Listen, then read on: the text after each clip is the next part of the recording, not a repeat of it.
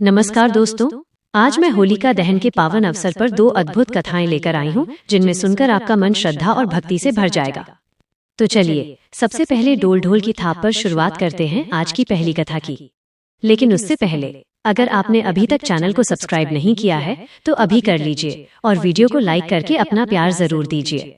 तो देर किस बात की दोस्तों, आइए सुनते हैं होलिका दहन की पहली पावन कथा। बहुत समय पहले बुंदेलखंड की सीमाओं के बीच बसा एक छोटा सा नगर था, सुजानगढ़। नगर के बीचों बीच एक विशाल बरगद का पेड़ खड़ा था जिसके नीचे लोग हर शाम इकट्ठा होते, बातें करते, पूजा करते और अपने सुख दुख बांटते थे। सुजानगढ़ के लोगों में एक अद्भुत परंपरा थी। हर वर्ष होलिका दहन की रात को लोग अपने गांव के बुरे कर्म, ईर्ष्या और क्रोध के प्रतीक स्वरूप एक पुतला बनाते और उसे जला देते। लोग मानते थे कि जैसे ही वो पुतला जलता है वैसे ही उनके भीतर की नफरत भी राख हो जाती है। सुजानगढ़ के पूर्वी छोर पर एक साधारण परिवार रहता था, माता सरस्वती देवी और उनकी 10 वर्षीय पुत्री दिया। दिया अपने नाम की तरह ही उजियारा फैलाने वाली बच्ची थी। पिता का साया उसके सिर पर नहीं था। वे वर्षों पहले नदी पार करते समय बाढ़ में बह गए थे। माँ ने बड़ी मेहनत से उसे पाला था, खेतों में मजदूरी करके, दूसरों के घर बर्तन मांजकर और कभी कभी गाँव के बच्चों को पढ़ाकर। दिया बहुत होशियार थी, पर उससे भी अधिक उसका दिल साफ था। वो मानती थी कि भगवान हर किसी के भीतर है, चाहे वो धनी हो या निर्धन। उसकी यही सोच गांव के कुछ लोगों को पसंद नहीं आती थी, खासकर मुखिया की पत्नी माइनस कमला देवी, जिसे लगता था कि ये छोटी सी लड़की उसकी बहू से भी ज्यादा आदर पा रही है। कमला देवी अक्सर कहती, इस दिया ने सबको अपने जादू में फंसा रखा है। जो कुछ भी बोलती है लोग सिर झुकाकर सुनते हैं। अब गाँव की रीति नीति सिखानी पड़ेगी इसे। गांव में जल्द ही होलिका दहन का पर्व आने वाला था। सब लोग तैयारी में लगे थे। कोई लकड़ियां जमा कर रहा था, कोई मिठाइयां बना रहा था। दिया और उसकी माँ भी अपनी छोटी सी झोपड़ी के बाहर से सूखी टहनियां बटोर रही थीं ताकि अग्नि पूजन में हिस्सा ले सकें। कमला देवी ने गांव के कुछ युवकों के साथ मिलकर एक अफवाह फैलाई कि इस वर्ष होलिका दहन में अगर कोई अपशकुनी लड़की भाग लेगी तो गाँव पर संकट आ जाएगा। लोगों के मन में डर बैठ गया और उन्होंने पूछा, कौन है वो लड़की देवी? कमला देवी ने मुस्कुराते हुए कहा, कौन और? वही दिया, जिसके पांव जहां पड़ते हैं वहां अशुभ होता है। धीरे धीरे लोगों में भ्रम फैल गया। दिया जब कुएं पर पानी भरने जाती तो औरतें अपने घड़े छुपा लेती। जब वो मंदिर में दिया जलाने जाती तो पुजारी कहते, बेटी तू बाहर रह जा, आज मंदिर में शुद्धिकरण चल रहा है। दिया समझ नहीं पा रही थी कि अचानक सब उससे क्यों दूर हो गए हैं। वो रात रात भर आसमान को देखती और मन ही मन कहती, हे भगवान, अगर मैं सच में बुरी हूं तो मुझे सजा देना, लेकिन अगर मैं अच्छी हूं तो मुझे सच्चाई दिखाने की ताकत देना। एक रात माँ ने उसे गले से लगाते हुए कहा, बिटिया, दुनिया हमेशा सच्चाई को पहले ठुकराती है, पर याद रख, सच्चाई की आग कभी बुझती नहीं। जिस दिन झूठ राख बनता है उसी दिन सच्चाई की ज्योति तेज हो जाती है। दिया ने दृढ़ निश्चय किया कि वह गांव के होलिका दहन में शामिल होगी, लेकिन न किसी को चुनौती देने के लिए, बल्कि ये दिखाने के लिए कि विश्वास की शक्ति झूठ से बड़ी होती है। होलिका दहन की रात आ गई। गांव में हजारों लोग जमा थे। लकड़ियों का बड़ा ढेर लगाया गया था। उसके चारों ओर रंगीन पत्तियां और फूल बांधे गए थे। सबके हाथों में रंग गुलाल था और बच्चे ढोलक पर थाप दे रहे थे। मुखिया के आदेश से किसी ने भी दिया और उसकी माँ को उस क्षेत्र में आने नहीं दिया। दिया दूर खड़ी सब देख रही थी। उसकी आंखों में ना आंसू थे, न शिकायत, बस एक प्रश्न था, क्या निर्दोष को हमेशा दूर रखा जाएगा? अचानक तेज हवा चली। लकड़ियों के ढेर के बीच से आग भड़क उठी। लोग जय होलिका माता कहकर प्रसन्न हुए, लेकिन आग कुछ ज्यादा ही तेज थी। वो बेकाबू होकर चारों ओर फैलने लगी। गांव वाले घबरा गए। मुखिया चिल्लाया, पानी लाओ, जल्दी करो। लेकिन किसी की हिम्मत नहीं हो रही थी उस जलती हुई जगह के पास जाने की। उसी समय दिया दौड़ती हुई आगे आई। उसने अपने छोटे से घड़े में पानी भरा और नंगे पांव उस जलती जगह के पास पहुंच गई। लपटें बहुत तेज थीं, लेकिन वो रुकी नहीं। उसने अपना आंचल पानी में भिगोया और धीरे धीरे आग के किनारों पर डालने लगी। सबकी सांसें थम गईं। कुछ ही देर में हवा का रुख बदल गया। आग धीरे धीरे शांत होने लगी। लोगों ने राहत की सांस ली, पर उसी क्षण दिया वहीं गिर पड़ी। उसका हाथ जल गया था। कमला देवी आगे आई, पर इस बार उसकी आंखों में पश्चाताप था। वह बोली, इस बच्ची ने तो हमें बचा लिया और हम इसे अपशगुन कहते रहे। मुखिया ने सभी को बुलाकर कहा, आज से ये लड़की हमारे गांव की सच्चाई की दिया कहलाएगी। होलिका दहन अब केवल पुतला नहीं जलाएगा, बल्कि हमारे भीतर के अहंकार को जलाएगा। लोगों ने दिया को गोद में उठाया। माँ सरस्वती देवी के आंसू रुक नहीं रहे थे, लेकिन उस दिन वे आंसू दुख के नहीं, गर्व के थे। उस वर्ष से सुजानगढ़ में एक नई परंपरा शुरू हुई। होलिका दहन से पहले सब लोग एक एक दिया जलाते और अपने भीतर के किसी बुरे भाव को नाम देकर छोड़ देते। किसी ने कहा, मैं ईर्ष्या छोड़ रहा हूँ, किसी ने कहा, मैं झूठ छोड़ रहा हूँ, और किसी ने कहा, मैं घृणा छोड़ रहा हूँ। धीरे धीरे गांव एकता का प्रतीक बन गया। होलिका दहन अब केवल त्योहार नहीं बल्कि आत्मशुद्धि का पर्व बन गया। समय बीता, 5 वर्ष गुजर चुके थे उस ऐतिहासिक होलिका दहन को हुए। सुजानगढ़ अब बदल चुका था। पहले जो गांव ईर्ष्या और अंधविश्वास से जकड़ा हुआ था, अब वहां लोगों में एकता और विश्वास का दीप जलने लगा था। हर घर में दिया का नाम सम्मान से लिया जाता था। दिया अब 15 बरस की हो चुकी थी। उसकी आंखों में वही पुराना उजाला था, पर अब उनमें समझदारी और आत्मविश्वास की चमक भी थी। वो गांव के बच्चों को पढ़ाती थी और लोगों को बताती थी, ज्योति कभी केवल बाहर नहीं जलती, वो पहले अंदर जलनी चाहिए। उसकी माँ सरस्वती देवी अब वृद्ध हो चली थीं, लेकिन वे जब भी गांव वालों को ये कहते सुनती कि दिया हमारे गांव की देवी है, तो बस मुस्करा देती और कहती, वो देवी नहीं है, वो हमारे कर्मों की लौ है जो हमें सच्चाई की राह दिखा रही है। पर जैसे जैसे गांव खुशहाल हुआ, वैसे वैसे वहां के कुछ लोगों में लालच बढ़ने लगा। अब गांव के चारों ओर उपजाऊ जमीन थी, जहां हर साल अच्छी फसल होती। पास ही नदी पर नया पुल बन रहा था, जिससे शहर से व्यापारियों का आना जाना आसान हो गया था। मुखिया का बेटा राघव, जो अब जवान हो चुका था, धीरे धीरे लालच और घमंड में डूबने लगा। राघव ने गांव के खेतों पर अपना हक जताना शुरू कर दिया। वो कहता, जो जमीन पहले वीरान थी, उसे मैंने उपजाऊ बनाया है, अब उसका आधा हिस्सा मेरा होना चाहिए। लोग चुप रहे, क्योंकि वे जान गए थे कि राघव मुखिया का बेटा है और उससे टकराना आसान नहीं। दिया ने जब ये सुना तो उसने पंचायत में जाकर कहा, राघव भैया, जमीन किसी एक की नहीं, पूरे गांव की मेहनत से उपजाऊ हुई है। अगर इसमें किसी का हक है तो वो हर उस किसान का है जिसने उसमें अपना पसीना बहाया है।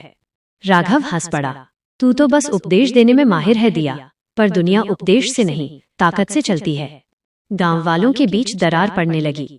कुछ लोग राघव के साथ थे, कुछ दिया के साथ। धीरे धीरे होलिका दहन का समय फिर नजदीक आने लगा, पर इस बार उस उत्सव में आनंद नहीं, भय का वातावरण था। इस बार गांव ने तय किया कि होलिका दहन में पुतले के साथ साथ एक व्यक्ति की सच्चाई की परीक्षा भी होगी। राघव ने प्रस्ताव रखा, अगर दिया सच में उतनी ही पवित्र और सच्ची है जितना सब कहते हैं, तो उसे अग्नि के चारों ओर 7 बार घूमना होगा। अगर वो झूठी निकली तो अग्नि खुद उसे दंड देगी। लोग सन्न रह गए, ऐसा कभी किसी ने नहीं किया था, लेकिन कुछ लोग चुपचाप सिर झुका गए। उन्हें डर था कि अगर विरोध करेंगे तो राघव नाराज हो जाएगा। दिया शांत थी।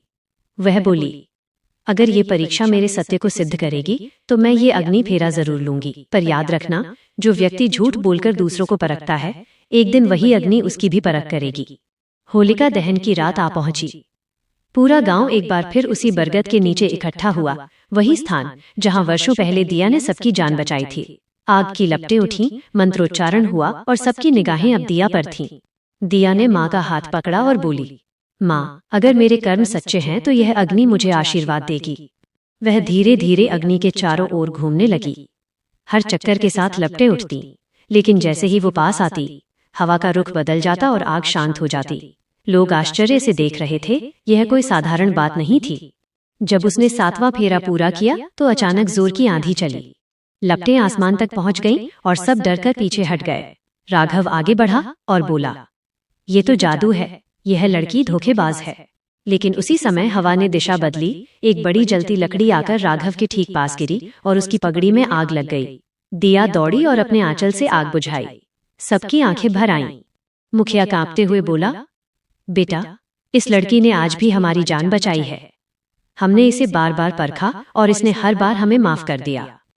दिया मुस्कराई और बोली, होलिका दहन का अर्थ किसी को जलाना नहीं होता, बल्कि अपने भीतर के अहंकार और क्रोध को अग्नि में समर्पित करना होता है। जब हम दूसरों को जलाने की सोचते हैं तो अग्नि हमें भी भस्म कर देती है, पर जब हम अपने बुरे भावों को जलाते हैं, वही अग्नि हमें नया जीवन देती है। उस दिन से गांव ने एक नई परंपरा शुरू की। अब हर वर्ष होलिका दहन से पहले सब लोग अपनी अपनी गलतियां एक पर्ची में लिखते और अग्नि में डाल देते। कोई लिखता, मैं अब झूठ नहीं बोलूंगा। कोई लिखता, मैं किसी से ईर्ष्या नहीं करूंगा। कोई लिखता, मैं दूसरों की मदद करूंगा। वो अग्नि अब भय की नहीं, आत्मज्ञान की अग्नि बन चुकी थी। राघव ने आगे बढ़कर दिया के चरण छुए। मुझे माफ कर दो, मैंने अपने स्वार्थ में सच्चाई को अपमानित किया। दिया ने उसे उठाया और कहा, जब अग्नि जलती है तो राख दोनों को बनाती है, जो बुरा था और जो बुरा सोच रहा था। पर राख से ही नई मिट्टी बनती है और उसी मिट्टी से नई फसल उगती है। अगली सुबह जब सूरज निकला तो पूरा सुजानगढ़ सुनहरी रोशनी में नहाया हुआ था। लोग अपने घरों से निकले और दिया के घर के सामने इकट्ठा हुए। माँ सरस्वती देवी ने उस दिन अपने दरवाजे पर दीपक जलाया और कहा, अब ये दिया केवल मेरी बेटी नहीं, इस गांव की आत्मा है। वर्ष दर वर्ष ये परंपरा फैलती चली गई। आसपास के गांवों ने भी ये दिया पर्व मनाना शुरू किया, जहां लोग अपने भीतर के बुरे विचारों को जलाकर अच्छाई का दीप जलाते थे। धीरे धीरे ये कहानी दूर दूर तक पहुंची। लोग कहते, होलिका दहन की सच्ची पूजा तभी होती है जब हम किसी को जलाने की नहीं, बल्कि स्वयं को सुधारने की भावना से अग्नि जलाएं। वर्षों बाद जब दिया वृद्ध हुई, तब भी वो हर होलिका दहन की रात बरगद के नीचे बैठती और कहती, यह अग्नि हमारी माँ है, ये हमें जलाने नहीं बल्कि भीतर की कालिमा को मिटाने आई है। हर वर्ष जब हम इसे प्रज्वलित करते हैं तो हमें याद रखना चाहिए, होलिका की आग कभी किसी को नहीं जलाती जो सच्चा है, वो केवल झूठ, लालच और घृणा को भस्म करती है। और कहते हैं, उस वर्ष जब दिया ने आखिरी बार अग्नि देखी तो लपटे में एक सुंदर प्रकाश चमका, जैसे कोई आत्मा मुस्कुराकर कह रही हो, अब मैं वही लौ बन गई हूँ जो हर होलिका दहन में जलती है। यह पहली कथा यहीं समाप्त होती है। आपको कुछ न कुछ सीखने को जरूर मिला होगा। अब चलिए बिना देर किए बढ़ते हैं अगली कथा की ओर, जहां एक और अद्भुत प्रसंग हमारा इंतजार कर रहा है।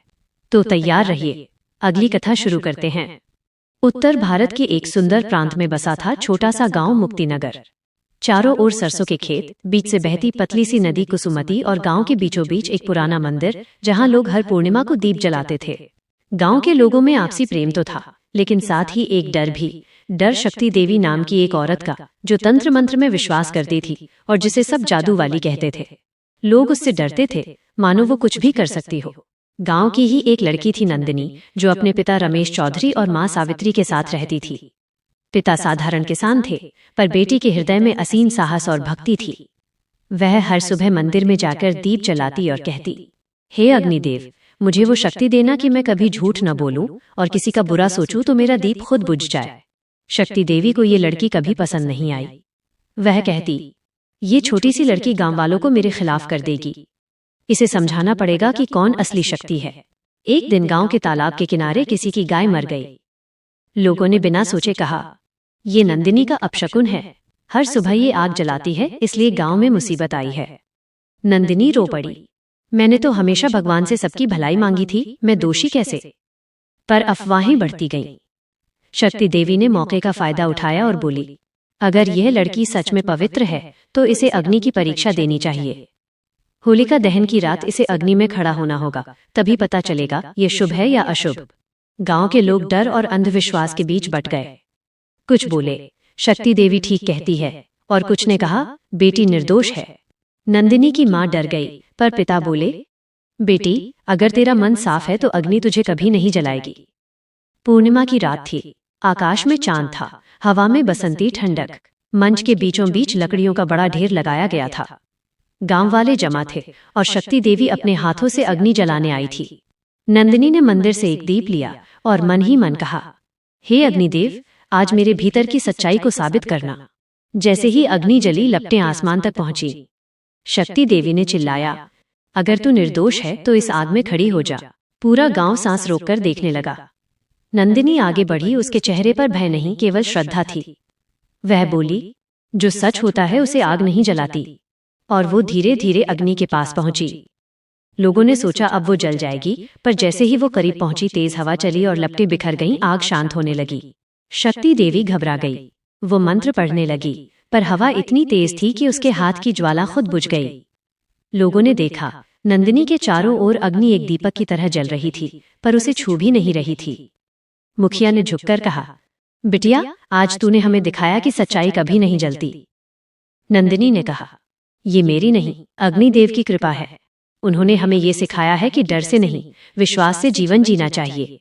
शक्ति देवी क्रोध में बोली, ये सब छल है, मैं साबित करूंगी कि मैं ही असली शक्ति हूँ। लेकिन तभी बिजली गिरी, अग्नि से उठती राख उसके वस्त्रों पर गिरी और वो वहीं बेहोश होकर गिर पड़ी। गांव वालों ने उसे उठाया, उसकी आंखें खुली तो वो रो पड़ी। मैंने लोगों को डराया, लेकिन असली शक्ति तो प्रेम में है, न कि भय में। नंदिनी ने आगे बढ़कर उसका हाथ थामा और बोली, अग्नि सबको शुद्ध कर देती है, चाहे वो दुश्मन ही क्यों न हो।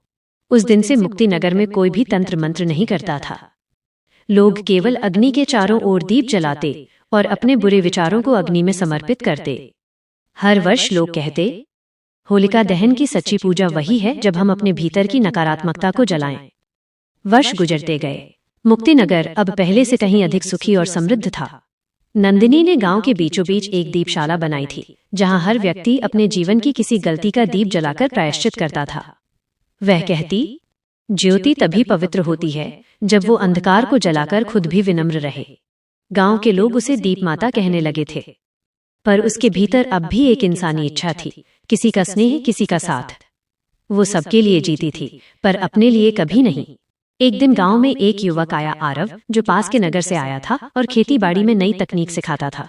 वो विनम्र, बुद्धिमान और भला इंसान था। धीरे धीरे वह नंदिनी की सेवा भाव और करुणा से प्रभावित हुआ, और नंदिनी के हृदय में भी धीरे धीरे एक नई अनुभूति अंकुरित हुई, भक्ति के बीच प्रेम का प्रथम अंकुर।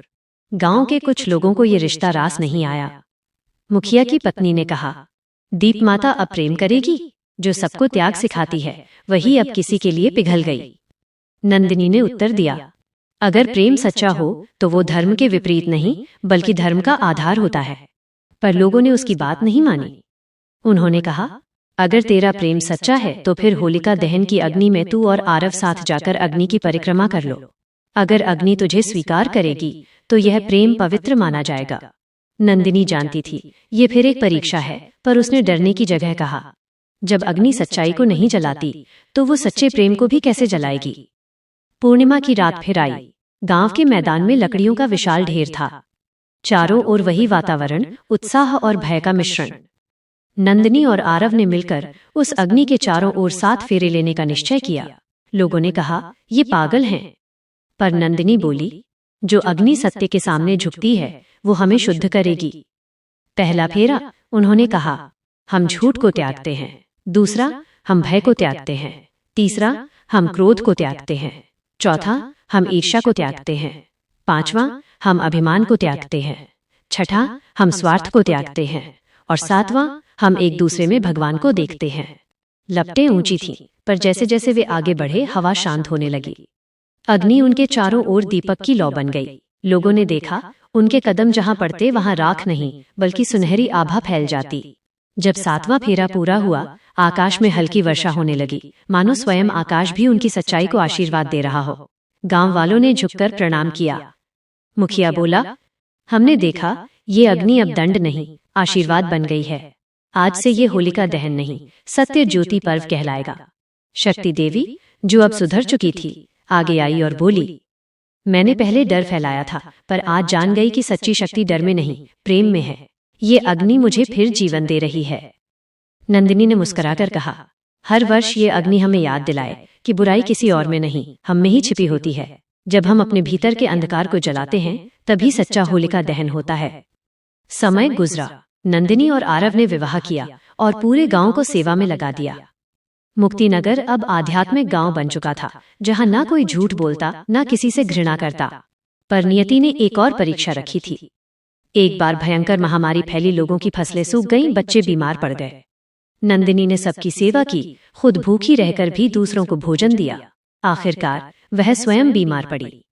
मरते समय उसने आरव से कहा, जब मैं नहीं रहूंगी तब हर वर्ष होलिका दहन की अग्नि में मेरी याद में एक दीप जलाना, लेकिन वो दीप मेरे नाम का नहीं, सत्य के नाम का होना चाहिए। वह मुस्कुराई और शांत हो गई। उसके जाने के बाद आरव ने उसकी अंतिम इच्छा पूरी की। हर वर्ष होलिका दहन की रात मुक्तिनगर में लोग नंदिनी दीप जलाते हैं। वो दीप अग्नि के पास रखा जाता है और बच्चे कहते हैं, ये वो दीप है जो कभी बुझता नहीं, क्योंकि ये सत्य और प्रेम की लौ है। धीरे धीरे यह परंपरा पूरे प्रदेश में फैल गई। लोग अब कहते हैं, होलिका दहन का अर्थ किसी को जलाना नहीं, बल्कि अपने भीतर के अंधकार को खत्म करना है।